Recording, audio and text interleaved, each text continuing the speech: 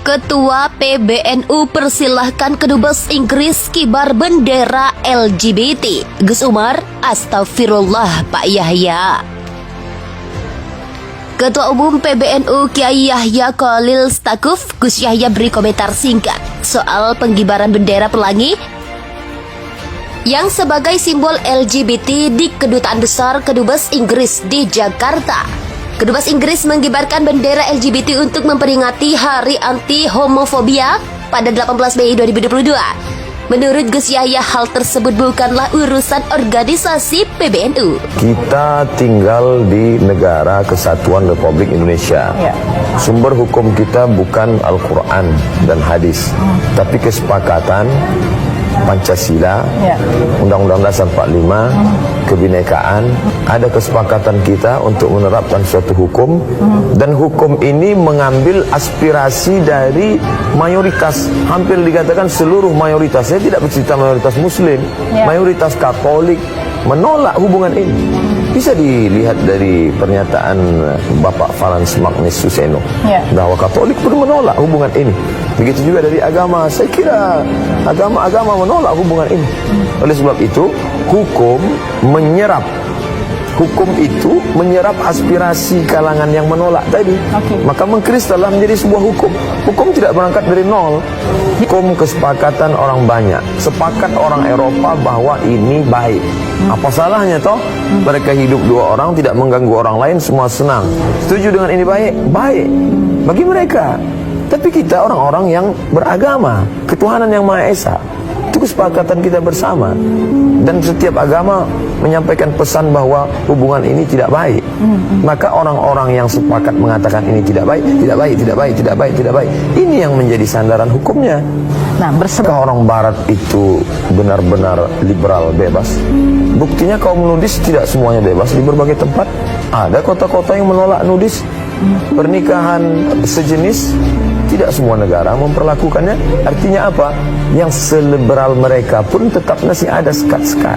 Masih ada yang menerima, tidak menerima. Masih ada boleh, tidak boleh. Kesepakatan. Masih ada etis atau tidak etis.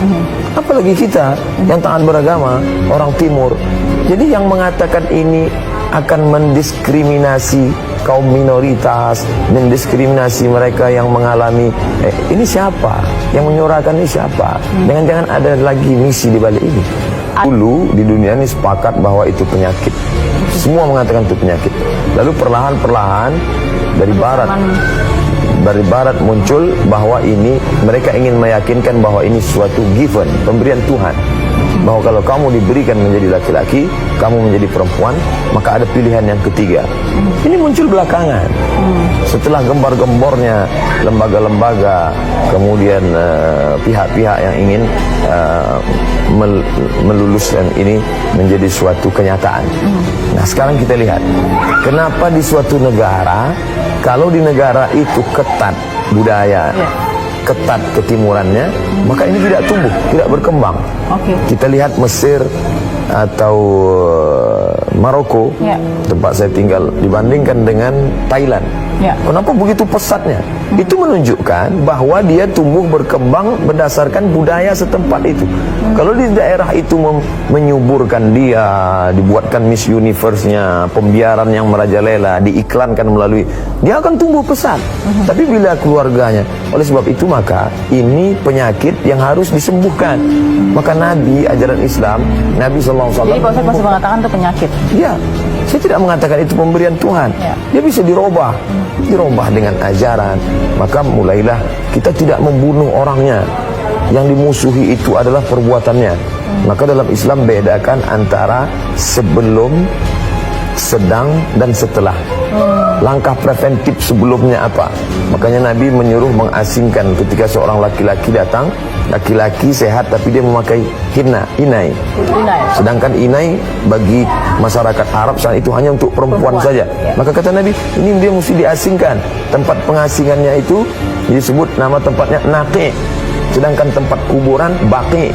Sedangkan tempat pengasingan orang-orang yang kelihatan seperti ini Naqi, tapi dia tidak dibunuh. Sedangkan ada hukum setelah terjadi. Man ra'aitumuhu ya'malu amala qaumi Lut. Kalau kamu melihat ada seorang melakukan perbuatan umat Nabi Lut, ini setelah terjadi. Berarti ada tindakan di sana, ada action.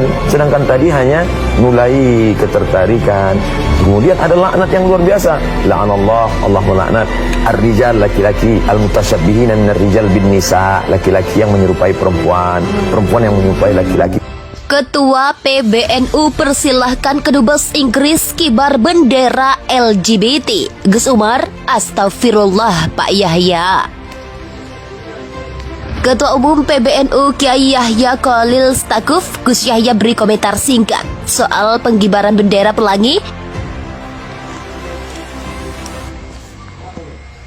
yang sebagai simbol LGBT di Kedutaan Besar Kedubes Inggris di Jakarta. Kedubes Inggris menggibarkan bendera LGBT untuk memperingati Hari Anti Homofobia pada 18 Mei 2022. Menurut Gus Yahya, hal tersebut bukanlah urusan organisasi PBNU. Silakan urusan mereka, bukan urusan kita, ucap Gus Yahya usai mengisi sambutan Konbes NU 2022 di Jakarta pada Jumat 20 Mei 2022. Tokoh Nahdlatul Ulama NU Umar Hasibuan atau disapa Gus Umar mengomentari pernyataan Gus Yahya atas penggibaran bendera LGBT di Kedubes Inggris melalui akun Twitter pribadinya. Gus Umar mengaku terkejut dengan sikap Gus Yahya yang hanya membiarkan Kedubes Inggris untuk mengibarkan bendera LGBT. Astagfirullah Pak Yahya, ucap Gus Umar Hasibuan dikutip melalui @Umar Chelsea pada Minggu 22 Mei 2022. Gus Umar mempertanyakan jika semua kedubes yang ada di Indonesia mengibarkan bendera LGBT, apakah diperbolehkan oleh Gus Yahya?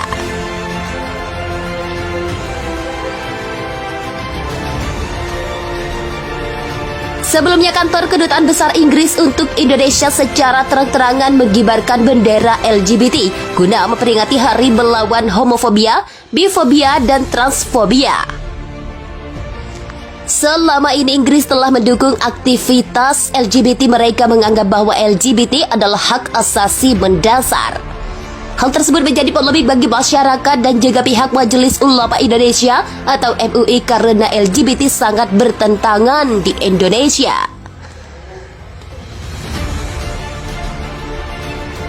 Ketua PP Muhammadiyah Anwar Abbas mengecam perbuatan tersebut. Kedubes Inggris dinilai